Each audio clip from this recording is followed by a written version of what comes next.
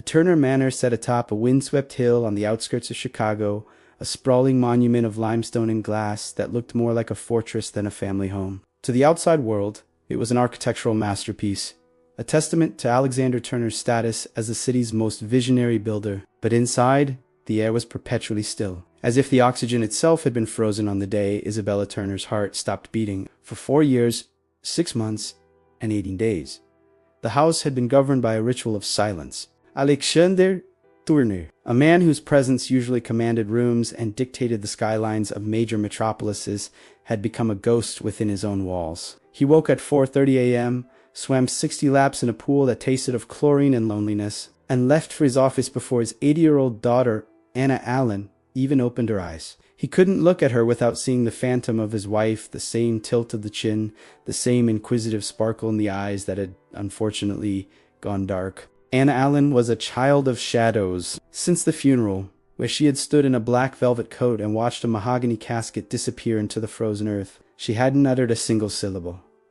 The silence wasn't a choice. It was a wall she had built to keep the world out. But none of them could reach her. Anna Allen spent her days in a playroom filled with toys she never touched, her only companion being a series of stern governesses hired by Martha Baker, the housekeeper. Martha Baker was a woman who took pride in the dignity of the Turner household. She viewed Anna Allen's silence not as a tragedy, but as a sign of proper breeding, a child who caused no trouble, marginal noisy, and fit perfectly into the sterile, museum-like environment Alexander Turner had created to hide his pain. The conflict began to shift on a Tuesday that felt like any other. Alexander Turner was in the middle of a high-stakes board meeting for the Turner Heights project when a sudden, inexplicable sense of dread washed over him. He felt an urge to be home, not because he missed the silence, but because he felt a strange vibration in the air, a premonition. He dismissed the board 30 minutes early, ignored his assistant's frantic schedule updates, and drove his silver coupe back toward the hill. He arrived at the manor at exactly 4 p.m.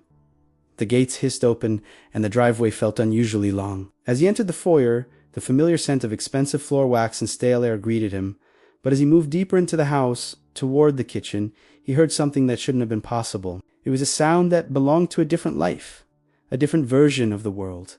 It was a laugh. It was vibrant, uncontrolled, and unmistakably Anna Allen's. Alexander Turner froze. His hands stayed hovering over the kitchen door's handle, his knuckles white. He was terrified that if he opened the door, the sound would shatter like glass. He peered through the small crack, and his breath hitching in his chest. In the middle of the pristine white-tiled kitchen stood Michelle Lee.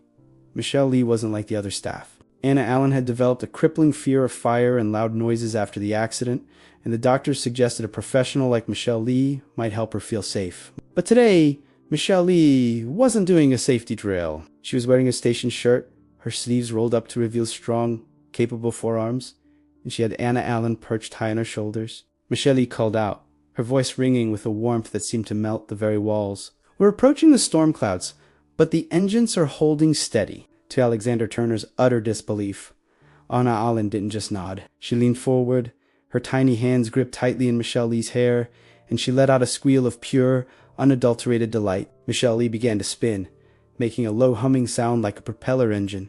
And for the first time in years, Anna Allen's face was alive. The vacant look was gone, replaced by a flush of pink in her cheeks and a sparkle in her eyes that Alexander Turner had feared was lost forever. They were in their own world of play, of safety, and of connection. Alexander Turner felt a sharp, agonizing pang in his chest. He realized in that moment that Michelle Lee had achieved in a few weeks what he had even been able to do in years.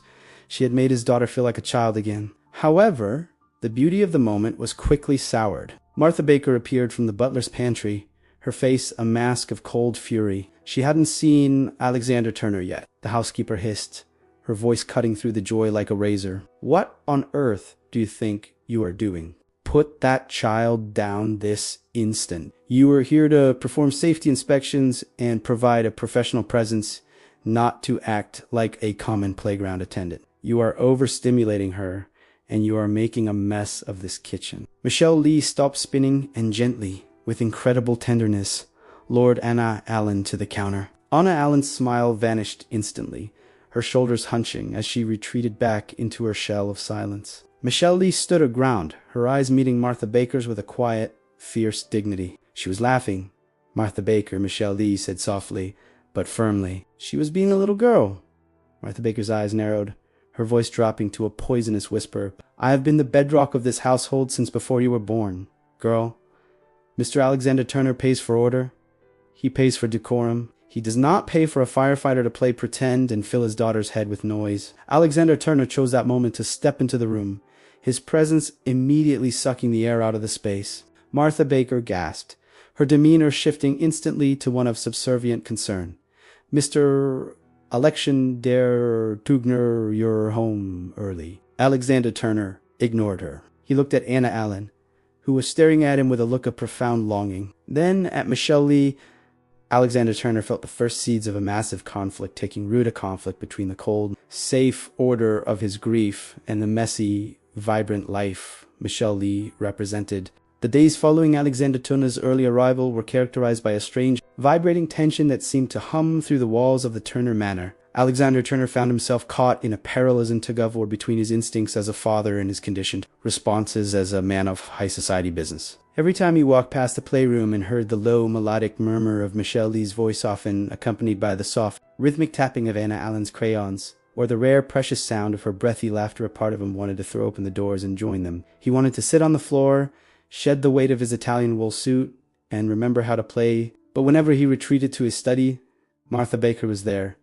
A silent shadow with a tray of Earl Grey tea and a voice like poisoned silk. She would remark on how Michelle Lee had stayed 15 minutes past her shift, suggesting she was scouting the layout of the upper floors. Or she would mention that Michelle Lee had been asking the kitchen staff about the value of the art collection. Alexander Turner, whose life was built on the foundation of protecting his assets and his legacy, found the seeds of doubt growing in the dark corners of his mind. He began to watch the security monitors with a new, cynical intensity, looking for a slip-up. A glance toward a safe, or a hand lingering too long near a silver tray. He was a man who lived by blueprints, and Michelle Lee was a variable he couldn't quite map out. Michelle Lee, meanwhile, was oblivious to the web being spun around her. For her, the Turner Manor wasn't a castle of gold. It was a rescue site. She saw Anna Allen not as the heiress to a multi-billion-dollar empire, but as a code-red emergency, a child whose spirit was trapped under the rubble of a fallen world. Michelle Lee brought small tokens from the outside world, a charred helmet from a controlled burn to show Anna Allen that fire could be mastered, a handful of wildflower seeds to plant in a small pot by the window, and stories of bravery that had nothing to do with money and everything to do with heart. She noticed Alexander Turner watching from the doorways, his face a mask of iron, and she felt a profound pity for him. She saw a man who was just as trapped as his daughter, buried under the weight of his own grief and the sterile expectations of his class. She tried to catch his eye, to offer a smile that said it was okay to breathe, but he always turned away, his jaw set in a hard, unforgiving line. Michelle Lee's only focus was the breakthrough she knew was coming. She could feel Anna Allen's voice hovering just behind her lips, a bird waiting for the cage door to open. She didn't realize that Martha Baker was already preparing to slam that door shut forever. The conflict reached its boiling point during the planning of the annual Turner Foundation Gala. It was the most prestigious event on the Chicago social calendar, a night where the city's elite gathered to sip vintage champagne and write tax-deductible checks. This year, Alexander Turner had decided to dedicate the proceeds to the Chicago fire. The apartment, a move he told himself was a professional courtesy, but which his heart knew was a tribute to the woman who was bringing his daughter back to life. He invited Michelle Lee as a guest of honor, an act that sent Martha Baker into a quiet, simmering rage. To the housekeeper, Michelle Lee was a virus in the bloodstream of the estate, a common girl who was infecting the purity of the Turner name. Martha Baker began her final move. She spent the week leading up to the gala meticulously cleaning the library, specifically the glass display case that housed the Sapphire of Solace.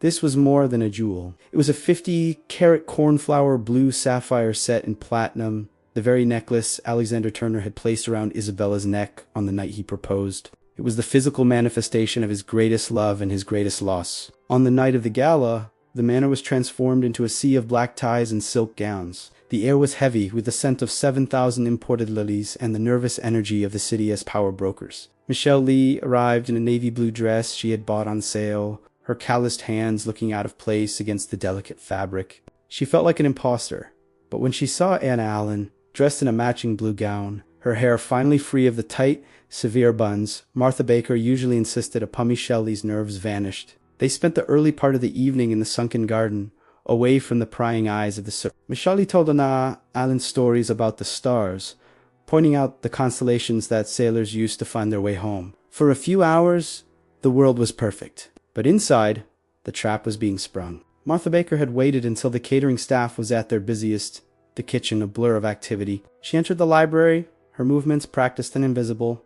She didn't use a key. She had spent months learning the code from watching Alexander Turner. She took the Sapphire of Solace, the weight of it cold and heavy in her palm, and slipped it into the deep pocket of her apron. Then she moved to the coat room, where Michelle Lee's humble canvas bag sat among the fur coats and designer purses.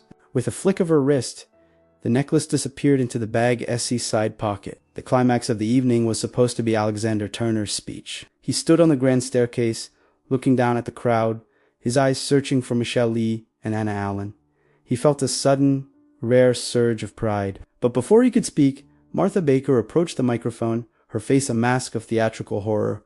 "Mr. Alexander Turner," she cried out, her voice amplified by the speakers. The string quartet trailed off into an awkward silence. "I went to the library to check the security of the Sapphire, and it's gone."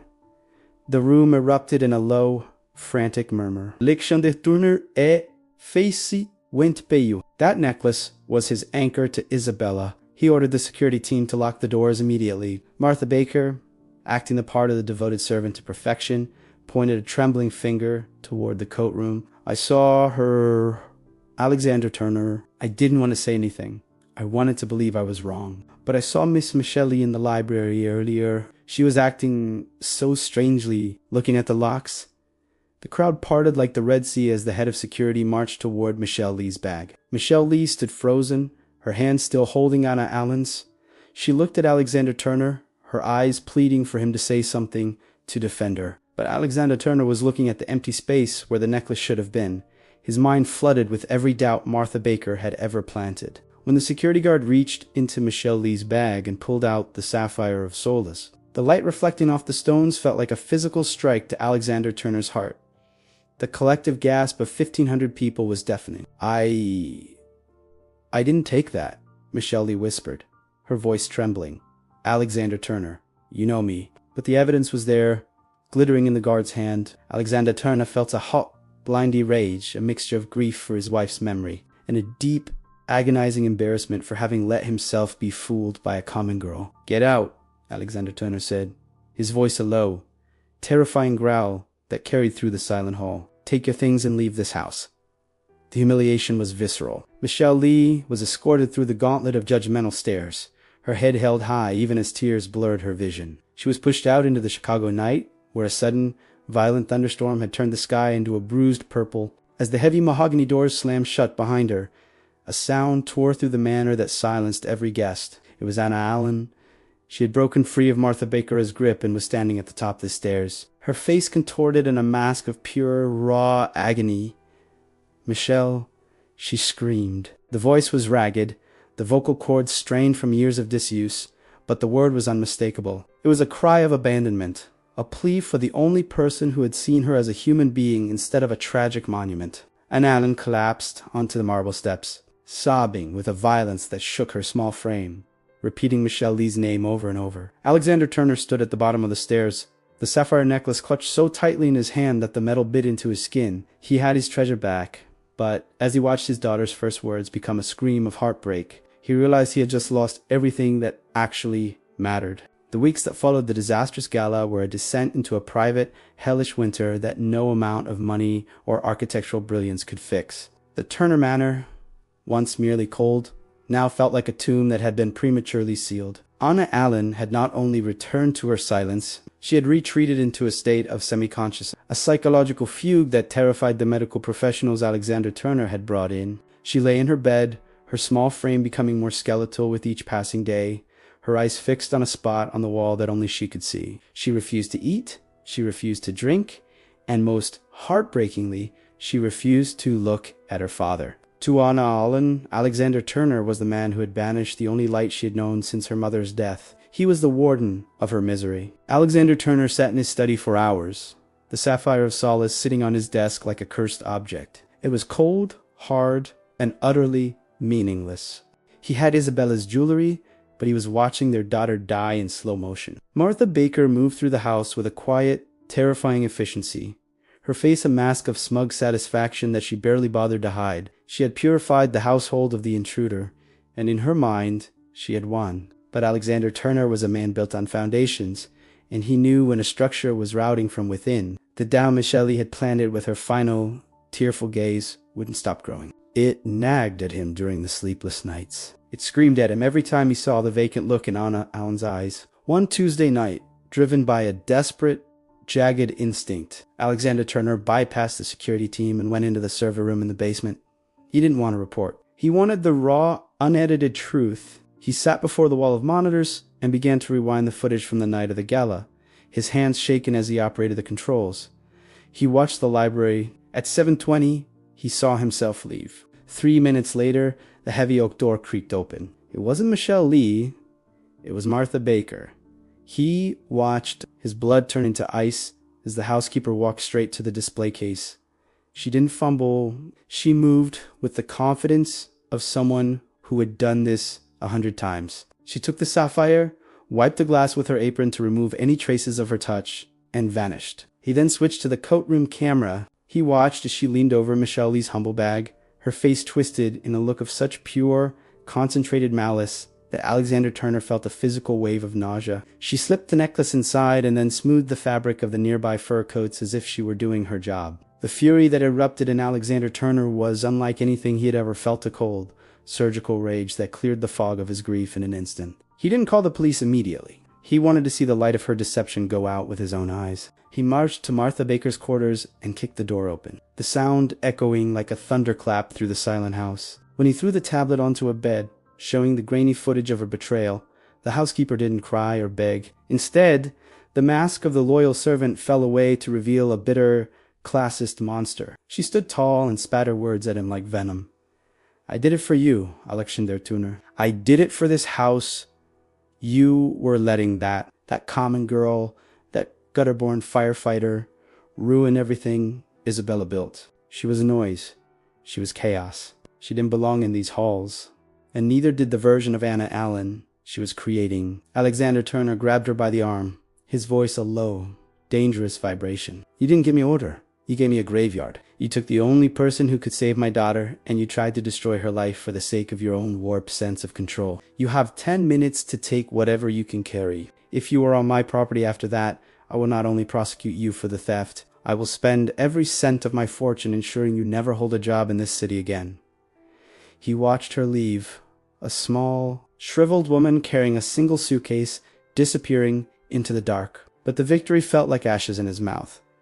He had been a fool. He had allowed his own arrogance and suspicion to blind him to the truth. He didn't wait for the sun to rise. He drove his car out of the gated community, through the high-end suburbs, and deep into the heart of the city, to a neighborhood where the buildings were weathered and the streetlights flickered. He found the address on Michelle Lee's feeless small apartment above a local bakery. He stood on the sidewalk in his $3,000 suit, feeling smaller than he ever had in his life. When he knocked, Michelle Lee opened the door, her eyes redrimmed, her hair messy, wearing an old FDNY sweatshirt. She didn't look angry. She looked exhausted. When she saw him, she started to close the door. But Alexander Turner fell to his knees on the concrete landing. "I saw the tapes," he whispered, his voice cracking with a vulnerability he hadn't shown in decades. "Michelle Lee, please. I'm not here as a billionaire or a client. I'm here as a father who's about to lose his child. Anna Allen is in the hospital. She's given up. She's waiting for a signal that isn't coming. I was a monster, and I will spend the rest of my life making it up to you. But please." Michelle Lee looked at him, the silence between them filled only by the distant sound of a city waking up. She could have turned him away. She could have filed a lawsuit. That would have made her rich. But she looked at the man on his knees and saw only the broken father. She asked, her voice steady and filled with the grace Alexander Turner didn't deserve. They rushed to the hospital, Alexander Turner driving like a man possessed. When they reached the pediatric intensive care unit, the scene was grim. Anna Allen's vitals were low, her breathing shallow. She looked like a porcelain doll that had been dropped and glued back together. Michelle Lee walked to the bed, ignoring the beeping monitors and the sterile smell of the room. She took Anna Allen's small, cold hand and leaned close to her ear. "Captain Anna Allen," she whispered, her voice a warm, golden thread in the darkness. The mission isn't over. The sirens are silenced and the fire is out, but we're waiting for the pilot to bring us home. Can you hear me, Captain? I'm right here. I'm not going anywhere. The winds are fair and the sky is clear. For a long, agonizing minute, there was no change. Then a miracle happened. Anna Allen's fingers twitched against Michelle Lee's palm. Her eyes, sunken and tired, slowly opened. She looked at Michelle Lee and then at Alexander Turner, who was standing at the foot of the bed, tears streaming down his face. A small, ragged breath escaped Anna Allen's lips. She croaked, the word barely audible. "I'm here, baby," Michelle Lee replied, kissing the girl's forehead. The recovery that followed was the talk of the hospital staff for years. It was as if Michelle Lee's presence was a physical medicine that Anna Allen's body had been starving for. Within 48 hours, she was eating. Within a week, she was walking the halls, her hand firmly tucked into Michelle Lee's. Alexander Turner didn't just bring them back to the manor. He changed the manor to fit them. He tore down the heavy velvet curtains and let the sunlight in. He replaced the silent, judgmental staff with people who brought life and noise to the halls. He invited Michelle Lee and her mother to live in the newly renovated West Wing, creating a home that was no longer a museum of the past, but a laboratory for the future. 1 year later, the Turner Manor held another gala, but this one was different. There were no socialites, no silent quartets, and no stolen jewels. It was a backyard barbecue for the local fire department and their families. Children ran across the manicured lawns, and the smell of charcoal and laughter filled the air. Alexander Turner stood on the terrace, watching Michelle Lee as she helped Anna Allen, now a vibrant, talkative 9-year-old, flip burgers on the grill. He looked down at the simple gold band on his finger, matching the one on Michelle Lee's hand. They had married in a small ceremony for months prior, with Anna Allen as the only witness. He realized then that architecture wasn't about the steel or the glass. It was about the people you built a life with. He had been stunned by a firefighter on a Tuesday afternoon, and in doing so, he had finally learned how to be a man worthy of the love Isabella had left behind. The silence of the Turner Manor was finally, beautifully, and permanently broken.